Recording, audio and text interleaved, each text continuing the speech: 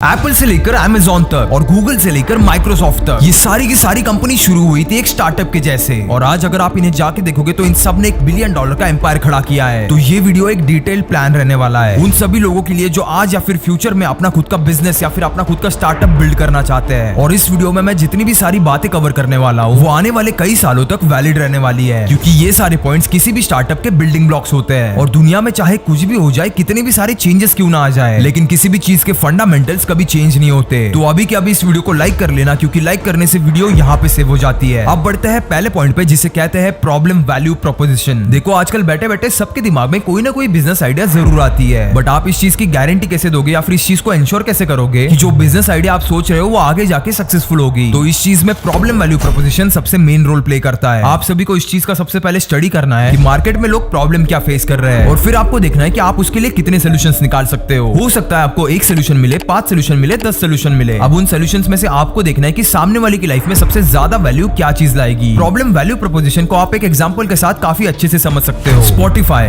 नाम सभी ने सुना है, काम क्या करता है सभी को पता है, बट स्पॉटिफाई ने दुनिया की एक बहुत बड़ी प्रॉब्लम सॉल्व कर दी। आज से 5-10 साल पहले याद करो कि आप गाने कैसे सुनते थे। या तो आप इन्हें FM पे सुनते थे, जहां पे आप अपना मन चाहा गाना कभी भी नहीं सुन सकते थे, या फिर आप इन्हें अपने फोन पे डाउनलोड करके सुनते थे। जो आपका स्टोरेज जो उस टाइम पे सबसे मेन चीज होती थी उसे खाता था। और एक बार अगर आपका स्टोरेज फुल हो जाए तो आपको नया गाना डाउनलोड करने से पहले जो भी सारे पुराने गाने थे उनको डिलीट करना पड़ता था। इससे एक आम यूजर की डे टू डे लाइफ में बहुत ज्यादा इनकन्वीनियंस होती थी। प्लस अगर आप कोई भी गाना डाउनलोड कर रहे हो तो इन बड़े बड़े कंपनीज को और म्यूजिक लेबल्स को पायरेसी का भी बहुत ज्यादा प्रॉब्लम आता था। तो फिर मार्केट में आया स्पॉटिफाई, जहां पे आपको गाना सुनने के लिए उसे डाउनलोड नहीं करना पड़ता, आप इसे ऑनलाइन इजीली स्ट्रीम कर सकते हो। और इस सिंपल प्रॉब्लम वैल्यू प्रोपोजिशन से स्पॉटिफाई म्यूजिक स्ट्रीमिंग इंडस्ट्री का सबसे टॉप प्लेयर बन गया। इस चीज को और एक रीसेंट एग्जांपल के साथ समझते हैं। तो जूम तो आपको पता ही होगा, जहां पे आप लोगों के साथ ऑनलाइन मीटिंग्स कर सकते हो। तो 2020 में कोविड आने के बाद मार्केट में वर्क फ्रॉम होम के अलावा और कोई ऑप्शन नहीं बचा। लोग किसी से मिलना तो छोड़ो, घर के बाहर निकलना भी नहीं चाहते थे। और वहीं पे एंट्री ली जूम ने। 1 साल से भी कम में इन्होंने 50% से भी ज्यादा इंडस्ट्री को कैप्चर कर लिया। क्यों? Because they had a very clear problem value proposition. ये दोनों कंपनीज पहले क्या ही थे, लेकिन आज इनकी वैल्यू मिलियंस और बिलियंस ऑफ डॉलर्स में है। और स्टार्टअप से मुझे याद आया कि रिसेंटली मैंने एक वेब सीरीज का ट्रेलर देखा था, जिससे मुझे बहुत ज्यादा इंस्पायर किया इस वीडियो को बनाने के लिए। इस सीरीज का नाम है हसलर्स, जुगाड़ का खेल। ये वेब सीरीज इंस्पायर्ड है एक रियल स्टोरी से, कि कैसे मुंबई के एक स्ट्रीट स्मार्ट बंदे ने अपनी लाइफ पूरी तरह बदल दी और कैसे वो जीरो से हीरो बना। इस ट्रेलर को देख के ऐसा लग रहा है कि सीरीज को देखने में काफी ज्यादा मजा आने वाला है, क्योंकि यहाँ पे एक ऐसे लड़के की स्टोरी है जो हर दिन स्ट्रगल करता है, जुगाड़ करता है सिर्फ अपने ड्रीम्स को अचीव करने के लिए। ये वेब सीरीज आज उन सारे यंगस्टर्स को देखनी चाहिए जिन्हें अपना खुद का स्टार्टअप या फिर बिजनेस खड़ा करना है। आपको इस वेब सीरीज का टीजर देख के हाउसिंग.com के CEO राहुल यादव की याद जरूर आएगी। ये शो आ रहा है 24 जनवरी को, तो इसे आज के आज जाके जरूर देखना। मैंने आपके लिए इसकी लिंक डिस्क्रिप्शन में दे दी है। अब बढ़ते हैं अगले पॉइंट पे। Point number 2, market research. एक बार अगर आपके पास आपका बिजनेस आइडिया रेडी है तो आपको कंडक्ट करनी पड़ेगी एक मार्केट रिसर्च। अपना टारगेट, अपना मार्केट और अपने कॉम्पिटिटर्स को समझने के लिए। हो सकता है उस इंडस्ट्री में आपके कॉम्पिटिटर्स रहे और हो सकता है उनके पास फटे पैसा हो, बट कॉम्पिटिटर्स होने का एक माइनस पॉइंट भी और एक प्लस पॉइंट भी। माइनस पॉइंट ये है कि आपका मार्केट शेयर हमेशा कोई ना कोई खाता रहेगा और आपका कस्टमर बेस थोड़ा सा बढ़ भी जाएगा, बट उसका सबसे बड़ा और मेन फायदा ये है कि कॉम्पिटिटर्स की वजह से आप खुद को हमेशा इंप्रूव करते रहोगे। और अगर आपके सामने कोई ऐसा कॉम्पिटिटर है जिसके पास फटे पैसा है, तो उसने मार्केट रिसर्च और कंज्यूमर डेटा को ऑलरेडी एनालाइज किया होगा। इस चीज से आपका मार्केट रिसर्च का आधे से ज्यादा काम हो जाता है। आपको बस उनकी स्ट्रेटेजी को स्टडी करना है, अपने बिजनेस मॉडल के हिसाब से आइटरेट करना है और फिर जाके इसे मार्केट में इंप्लीमेंट करना है। अब इसका सबसे बड़ा एग्जांपल कहीं ना कहीं आपके आसपास ही पड़ा होगा। तो मैं बात कर रहा हूं आपके फोन की और स्पेसिफिकली आईफोन की। आईफोन लॉन्च होने से पहले एप्पल ने एक बहुत ही इंटेंसिव मार्केट रिसर्च कंडक्ट की थी, ये समझने के लिए कि कस्टमर के एक्चुअल नीड्स क्या है। तब उन्हें जाके पता चला कि कस्टमर को एक ऐसा डिवाइस चाहिए जिससे कॉल लग जाए, जिसमें आप म्यूजिक प्ले कर पाओ और जिससे इंटरनेट पे आप इजीली ब्राउज भी कर पाओ। और आईफोन ने यही सारी चीजें अपने फोन में लाई। आज दुनिया में इतनी सारी फोन मैन्युफैक्चरिंग कंपनीज है जो 108 मेगापिक्सल 200 मेगापिक्सल तक के कैमरास बना चुकी है, बट फिर भी आप हमेशा आईफोन से ही फोटो क्यों खींचना पसंद करते हो? उसका कैमरा तो 12 मेगापिक्सल का है। ये सब आप इस वजह से प्रेफर करते हो क्योंकि आईफोन की एक टीम ने जो उनके कैमरा मॉड्यूल पे काम करती थी, उन्होंने कस्टमर्स के नीड को काफी अच्छे से समझा। आज के एज में कस्टमर्स चाहते थे कोई ऐसा फोन जो उनको एक ऐसा फोटो खींच के दे जो दिखने में भी अच्छा लगे और उसको ज्यादा एडिट भी ना करना पड़े। और कंपनीज अपने हार्डवेयर पे काम कर रही थी, वहां पे आईफोन ने रिवर्स गेम खेला, उन्होंने काम किया अपने सॉफ्टवेयर पे। और आज आप देख सकते हो कि आईफोन के 12 मेगापिक्सल के कैमरा से खींची हुई फोटो किसी भी 100 मेगापिक्सल के कैमरा वाले फोन को टक्कर दे सकती है। इसी वजह से मार्केट रिसर्च काफी ज्यादा इंपॉर्टेंट होती है। और इसी वजह से तो इतनी सारी कंपनीज होने के बावजूद एप्पल का मार्केट शेयर 57% है, क्योंकि उन्होंने प्रोडक्ट लॉन्च करने से पहले मार्केट रिसर्च काफी अच्छे से कंडक्ट की। अब आपकी बिजनेस आइडिया आ चुकी है, मार्केट रिसर्च हो चुकी है, तो अब बारी आती है आपके बिजनेस प्लान की। अब बिजनेस प्लान में क्या ऐसे इंपॉर्टेंट पॉइंट्स है जो आपको कवर करने हैं। सबसे पहले तो आपको आपकी कंपनी का मिशन और विजन फिक्स करना होगा कि आपकी कंपनी क्या करना चाहती है, कैसे इस वर्ल्ड में एक इम्पैक्ट क्रिएट करना चाहती है। उसके बाद आपको फिक्स करनी है आपकी टारगेट ऑडियंस, जो आपको आपकी मार्केट रिसर्च से आसानी से मिल जाएगी। टारगेट ऑडियंस यानी आप कौन से एज ग्रुप, कौन से जेंडर को टारगेट करना चाहते हो, या फिर क्या वो लोग सिटीज में रहते हैं या फिर विलेजेस में रहते हैं। ऐसे मल्टीपल फैक्टर्स होते हैं जो टारगेट ऑडियंस को अफेक्ट करते हैं, और वो सब फैक्टर्स आपके स्क्रीन के सामने अभी आ रहे होंगे, तो इसका पॉज करके स्क्रीनशॉट ले लेना। उसके बाद आता है रेवेन्यू मॉडल। किसी को भी धंधा तभी करना है जब उससे पैसा निकले, और कितना पैसा इस धंधे से निकल सकता है उसका एक करेक्ट एस्टिमेट आपको रेवेन्यू मॉडल देगा। उसके बाद आपको फिक्स करनी पड़ेगी आपकी मार्केटिंग स्ट्रेटेजी। फॉर एग्जांपल, अगर मुझे इस डायरी को बेचना है तो इस डायरी में ऐसे क्या यूनिक फीचर्स है या फिर यूनिक सेलिंग पॉइंट्स है जो इसे बाकी डायरी से अलग बनाते हैं, और यही वो पॉइंट्स रहेंगे जो एक डिफरेंशिएटिंग फैक्टर बनेंगे। और इन्हीं पॉइंट्स को मार्केट करने के लिए आपको एक मार्केटिंग स्ट्रेटेजी लगेगी। क्या आप इन्हें ऑफलाइन बेचोगे, ऑनलाइन बेचोगे या फिर सोशल मीडिया पे बेचोगे, ये सारे के सारे पॉइंट्स कहीं ना कहीं एक दूसरे से जुड़े हुए हैं, और अगर आपने एक भी स्टेप मिस किया तो आपका धंधा डूबने में ज्यादा देर नहीं लगेगी। अब बिजनेस प्लान के कंसेप्ट को समझने के लिए स्टारबक्स का एग्जांपल लेते हैं। तो स्टारबक्स का मिशन क्या है? कस्टमर को एक प्रीमियम क्वालिटी कॉफी और एक यूनिक एक्सपीरियंस देना जिसे वो कभी भूल ना पाए। और अगर आप किसी भी स्टारबक्स के स्टोर में जाके देखोगे तो आपको वो दोनों चीजें देखने को मिलेगी। हाई क्वालिटी कॉफी के बारे में तो मैं थोड़ा डाउटफुल हूँ, क्योंकि मुझे खुद को 300-400 रुपए कॉफी के लिए देना वर्थ इट नहीं लगता। बट भाई इनका कस्टमर एक्सपीरियंस बहुत ज्यादा तगड़ा होता है, इसीलिए तो लोग इतना फ्लॉन्ट करते रहते हैं स्टारबक्स की कॉफी को। आपको हर आए दिन स्टारबक्स लोगों की स्टोरीज में या फिर स्नैप्स में दिख ही जाएगा। और इनके टारगेट ऑडियंस क्या थी? इनकी मेन टारगेट ऑडियंस थी वर्किंग प्रोफेशनल्स, ना कि कॉलेज के बच्चे। अब इनको पता था कि कॉलेज के बच्चे 300-400 रुपए की कॉफी अफोर्ड नहीं कर पाएंगे, लेकिन वहीं पे एक हाई पेड वर्किंग प्रोफेशनल इसे इजीली अफोर्ड कर सकता है, और वो थोड़े एक्स्ट्रा पैसे भी वेंड कर सकता है उस एक्सपीरियंस के लिए। इसीलिए उन्होंने स्टारबक्स को एक कोवर्किंग स्पेस जैसे भी डिजाइन कर दिया, जहाँ पे लोग आते हैं और घंटों बैठ के अपनी कॉफी के साथ साथ अपना काम भी पूरा करते हैं। स्टारबक्स का एनवायरनमेंट काफी ज्यादा शांत होता है, और इसे बनाया ही ऐसे गया है कि आपको काम करने में मजा आए और आप ज्यादा से ज्यादा टाइम स्टारबक्स में रुको और कॉफी मंगाते रहो। इसीलिए तो आप नोटिस करोगे, अगर आप स्टारबक्स के स्टोर में जाओगे तो आपको टाइम का अंदाजा बिल्कुल नहीं रहेगा। अब बढ़ते हैं हमारे अगले पॉइंट पे। अब बिजनेस आइडिया तो आपके पास रेडी हो गया, अब आती है सबसे मेन और सबसे इंपॉर्टेंट चीज की बारी, जो है आपके प्रोडक्ट को डेवलप करना। अब इस चीज को आप मल्टीपल तरीकों से कर सकते हो, या तो आप प्रोडक्ट को खुद से मैन्युफैक्चर करो, या फिर आप इसे किसी और से बनवा के लो, जिसे व्हाइट लेबलिंग भी कहा जाता है। फॉर एग्जांपल, मैंने कोई मैन्युफैक्चर ढूंढा जो इस पेन को बनाता है। अब वो मैन्युफैक्चरर कई सारी कंपनीज को ये सेम पेन सप्लाई करता होगा, बट मैंने उससे ये पेन लिया, उस पे अपना लोगो डाला और इसे अपने तरीके से मार्केट किया। इसी चीज को कहते हैं व्हाइट लेबलिंग। और जहाँ पे मैन्युफैक्चरिंग प्लांट लगाने में आपके करोड़ों रुपए लग जाएंगे, और वहीं पे आपका काम व्हाइट लेबलिंग करने से बस कुछ ही पैसों में हो जाएगा। तो इनिशियली जितने भी लोग स्टार्टअप्स प्रेफर कर रहे हैं, अगर आपका डिजिटल प्रोडक्ट है तो आपको इसका कोई टेंशन नहीं है, लेकिन अगर आपका फिजिकल प्रोडक्ट है तो मैं आपको व्हाइट लेबलिंग ही रेकमेंड करूंगा। उसके बाद आता है सेल्स और मार्केटिंग। अब इस पेन के 1000 यूनिट्स तो मैंने बना लिए, लेकिन मुझे एक चीज बताओ कि क्या वो ऐसे ही पड़े पड़े रह के बिकने वाले हैं? नहीं ना।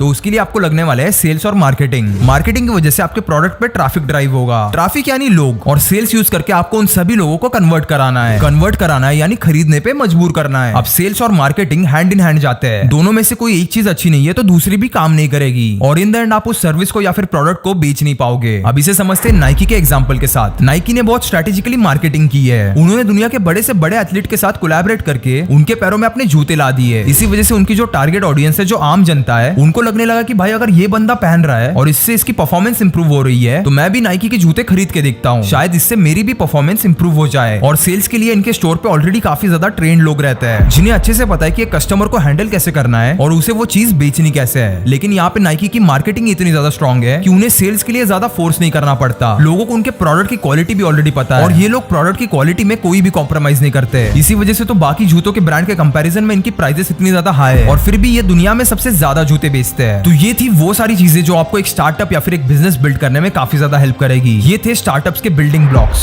इस वीडियो के पार्ट 2 में हम लोग और भी डिटेल में डिस्कस करेंगे कि आपके एम्प्लॉइज को कैसे मैनेज करना है, आपके कस्टमर को एक प्रॉपर एक्सपीरियंस कैसे देना है, और आपके बिजनेस के रेवेन्यू को स्टडी करके उसे प्रॉफिटेबल कैसे बनाना है। तो अगर आपको पार्ट 2 चाहिए तो अभी जाके कमेंट करना, एंड अगले 1-2 वीक्स में इसका पार्ट 2 भी आ जाएगा। आई होप ये वीडियो आपके लिए काफी ज्यादा वैल्यूएबल और काफी ज्यादा हेल्पफुल रही होगी। मैं मिलूंगा आपको अगली वीडियो में, तब तक के लिए कीप इंस्पायरिंग।